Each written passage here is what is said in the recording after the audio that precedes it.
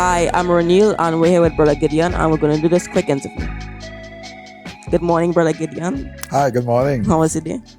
Well, the day is going fine, yeah. Blessed and happy to be here. Was it restful? Restful. Well, last night was restful. This morning, not so restful. I have to get here to hear what you have to say to me. So do you do interviews often? Interviews often. I wouldn't call it often. I have done it regular enough. I have more speaking appointments, presentations, but not so much interviews. Do you consider yourself to be an outspoken or reserved person? Well, outspoken.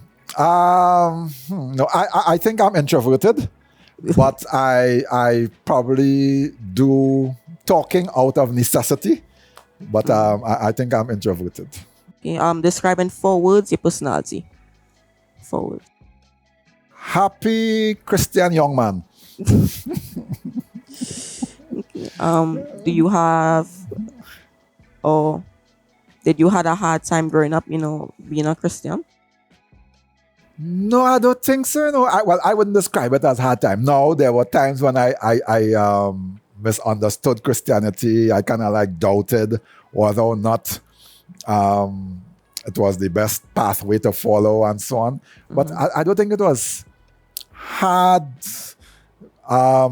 thinking about it. But certainly while I was a young person, I thought that it was challenging. But looking back, I realized really and truly I didn't really have much challenges. But there were times when I did feel a little awkward, out of place, and felt like doing something else. Okay. Were you born a Christian? Well, that's a trick question.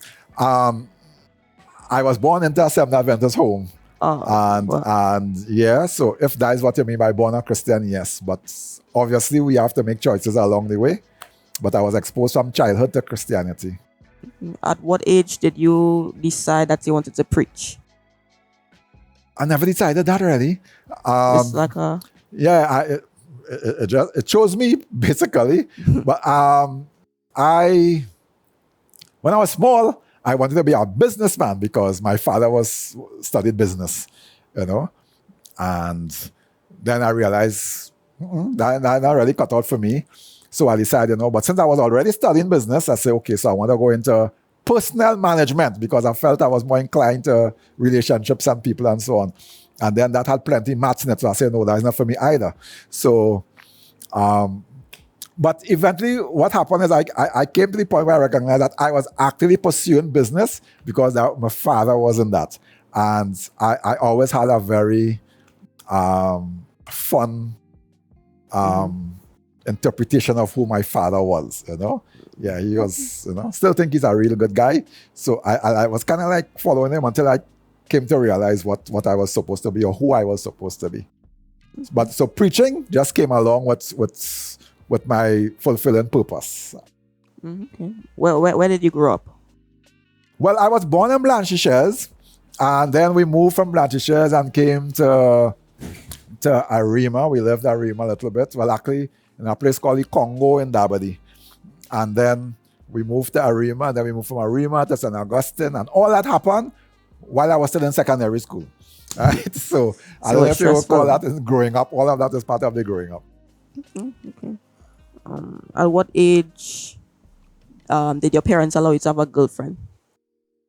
Well, I never really asked them. I had girlfriend from when I was in primary school. It had these girls that you see and you like them. They're nice and thing. So you want to talk to them. I can't call names in case they're still alive. So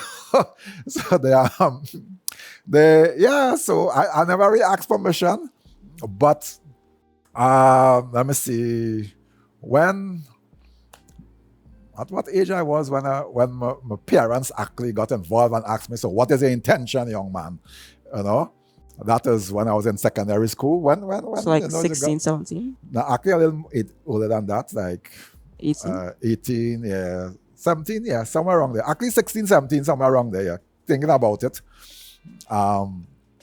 Yeah, so I remember, once you start looking at your study, then your parents will step in and say, okay, young man, what's your plan? Okay. Because my father was very serious when it comes to how gentlemen treated young ladies.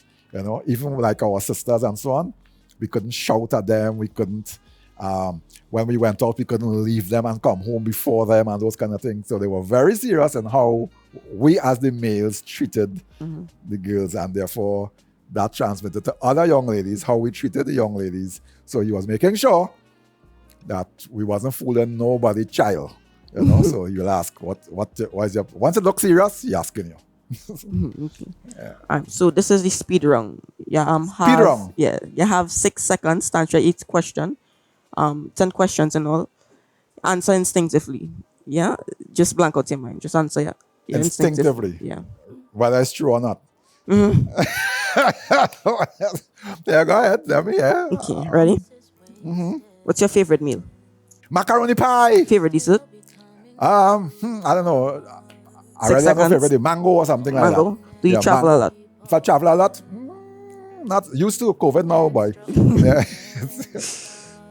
What's your favorite place to go in Trinidad? Favorite place to go, Blanchishes. Okay, if you had a $20,000 vacation, where would you go? St. Lucia. Who's your favorite sibling? Sorry, don't answer that. Favorite child?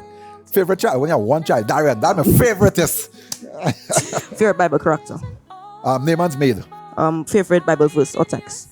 And she shall bring forth a son, and thou shalt call his name Jesus, for he shall save his people from sin. Matthew 1:21. Do you like this interview? Oh, yes, I enjoyed this. Yeah, this I is enjoyed cool. it too. Yeah, right.